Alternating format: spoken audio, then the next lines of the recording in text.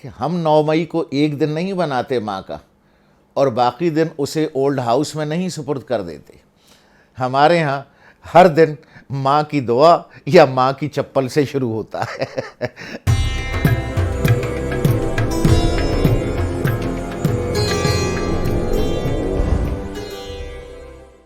9 مئی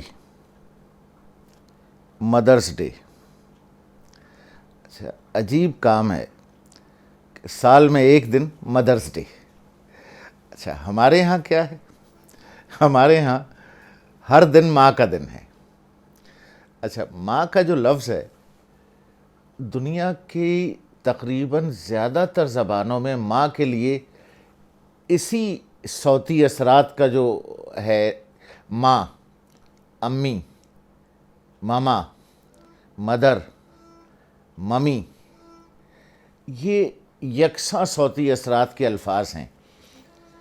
عربی میں، فارسی میں، عربی میں بھی امی، جس لفظ کے ساتھ چھوٹی یہ لگ جائے وہ میرا، قلمی، میرا قلم. امی عربی میں بھی میری ماں، فارسی میں مادر، ممی، یہ سارے یکساں الفاظ ہیں ماں کے لیے. کیوں؟ اس لیے اس کی ایک الگ سائنس ہے کہ جب بچہ بولتا ہے تو اس کی ابتدائی آواز کیا نکلتی ہے. علمی لحاظ سے اگر ہم دیکھیں تو ماں کا جو لفظ ہے، کا لفظ اس چیز کے لیے استعمال ہوتا ہے جس میں اس کی تمام صفات شامل ہو جائیں. جیسے الکتاب، کتابیں کئی ہیں لیکن کتابوں کی ماں اس لیے کہ اس میں تمام کتابوں کی صفات شامل ہے. القری، مکہ کے لیے. شہروں کی ماں، ویسے شہر مذکر ہے لیکن یہاں مؤنث بنایا گیا ہے. القری، قرآن کے اندر جو الفاظ استعمال ہوئے ہیں. اور اسی طرح سے الجیش، جو لشکر ہے، جنگ والا جو لشکر ہے، اس کے کمانڈر کو، کماندار کو اصولاً باپ کہنا چاہیے لیکن عربی میں اسے بھی الجیش کہتے ہیں. اچھا، جو کہکشاں ہے، کہکشاں کو النجوم کہا جاتا ہے، ستاروں کی ماں. تو عربی میں اور فارسی میں اور اردو میں، ان 3 زبانوں میں، اور جن میں سے 2 زبانیں تو دنیا کی سب سے قدیم زبانیں ہیں اور عربی تو قدیم ترین زبان ہے، اس میں بھی کا لفظ اس کے لیے ہے جس میں اس چیز کی اصل شامل ہو جائے. اور کئی احادیث ہیں ماں کے بارے میں. جیسے میں نے پہلے عرض کیا کہ ہم 9 مئی کو ایک دن نہیں بناتے ماں کا اور باقی دن اسے اولڈ ہاؤس میں نہیں سپرد کر دیتے. ہمارے ہاں ہر دن ماں کی دعا یا ماں کی چپل سے شروع ہوتا ہے اور ہر رات ماں کی دعا اور ماں کی ڈانٹ پہ ختم ہوتا ہے.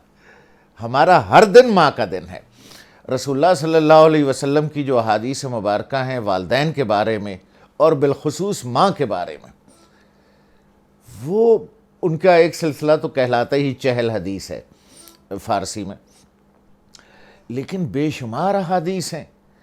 اور وہ منظرنامہ جو کانسٹنٹین جارجیو ویریزل نے اپنی کتاب میں ذکر کیا ہے وہ تو بہت عجیب ہے کہ آپ صلی اللہ علیہ وسلم کی اٹیچمنٹ اپنی والدہ ماجدہ بی بی آمنہ رضی اللہ عنہا سے اور ان کی اٹیچمنٹ اپنے اکلوتے بیٹے سے، وہ تو ایک پڑھنے سے تعلق رکھتی ہے لیکن آدمی پڑھ نہیں پاتا اس کو.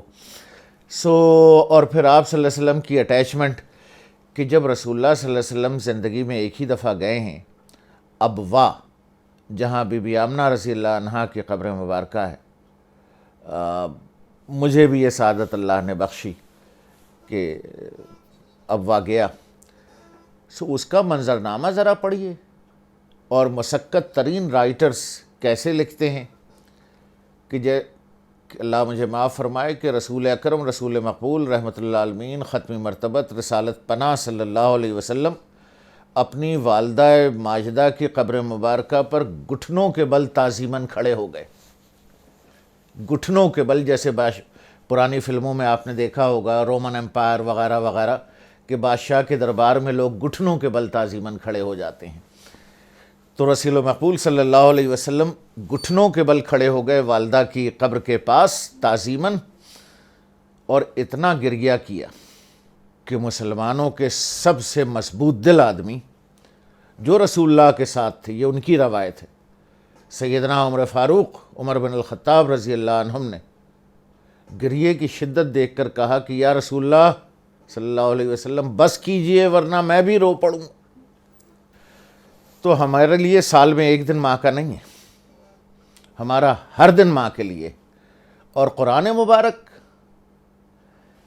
84 جگہ پر کا ذکر کرتا ہے، ماں کا، اور 11 جگہ پر ماؤں کا ذکر کرتا ہے، امہات کا۔ اور پھر رسول اللہ صلی اللہ علیہ وسلم نے جنہیں اپنا بھائی کہا، صرف 500 سال کا تو فرق ہے۔ حضرت عیسیٰ علیہ السلام جن کو ختم مرتبت نے اپنا بھائی کہا، ذرا ان کا اور ان کی والدہ ماجدہ کا تعلق پڑھیے۔ اکلوتی عورت ہیں جن کے ساتھ علیہ السلام کا لفظ لگتا ہے، بی بی مریم۔ اور ذرا حضرت موسیٰ علیہ السلام کی والدہ کا قصہ قرآن میں پڑھیے، قرآن میں، کہ ان تک پہنچانے کے لیے اللہ نے کتنا بندوبست فرمایا، اور اسی لیے آسیہ کے درجات بلند ہو گئے، وہ جنت کی سردار ہو گئیں۔ پھر جنت کی تیسری سردار حضرت آسیہ بی بی مریم کے بعد اب آپ دیکھیے خدیجۃ الکبریٰ، 2 ہی تو عورتیں ہیں جن کے ساتھ کبریٰ کا لفظ لگتا ہے،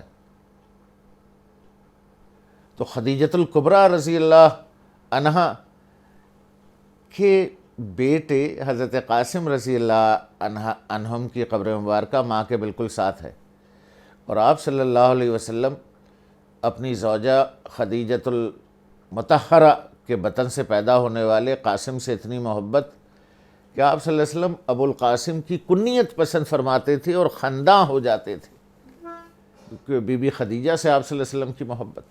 اور قرآن کے جو الفاظ ہیں کہ جس طرح سے رسول اللہ صلی اللہ علیہ وسلم کی کئی احادیث مبارکہ کا مفہوم ہے قرآن کی تشریح میں، کہ جیسے قرآن نے کہا کہ اور اس نے اتنے دن دکھ پر تکلیف اٹھا کر اپنے پیٹ میں رکھا، تو کتنے لوگوں نے رسول اللہ صلی اللہ علیہ وسلم سے جب بات کی یا گزارش کی کہ یہ اور میں اس طرح کرتا ہوں خدمت، تو رسول اللہ صلی اللہ علیہ وسلم نے کئی مواقع پر، جس کا مفہوم یہ ہے کما قال کہ اس ایک دن کا بھی بدلہ نہیں، اور اگرچہ کہ یہ دونوں کے لیے ہے، والدین کے لیے، ولا افن، اور عجیب آیت ہے کہ میں تمہیں رب العالمین کہہ رہے ہیں نصیحت کرتا ہوں، اف نہ کہنا۔ اور رسول اللہ صلی اللہ علیہ وسلم کیا فرماتے ہیں غالباً او کما قال مفہوم ہے کہ تمہارا رب تمہیں والدین کے بارے میں سفارش کرتا ہے۔ پھر قرآن والدین کے ہی بارے میں کیا کہتا ہے، یہاں تک ہے کہ اپنے قدم ان سے آگے نہ بڑھاؤ، ان کے سامنے آواز نہ اونچی کرو، اور جیسے عربوں کی عادت تھی ہاتھ ہلا ہلا کے بات کرنا، ہماری بھی عادت ہے، تو قرآن یہاں تک کہتا ہے کہ ان کے سامنے ہاتھ نہ اٹھاؤ۔ ہاتھ اٹھانے سے مراد نعوذ باللہ کوئی دوسرا مفہوم نہیں ہے، یعنی گفتگو کرتے ہوئے ہاتھ کو یوں کرنے کی ضرورت نہیں ہے۔ یہاں تک قرآن نے ادب بتایا ہے والدین کا، ماں کا اور باپ کا۔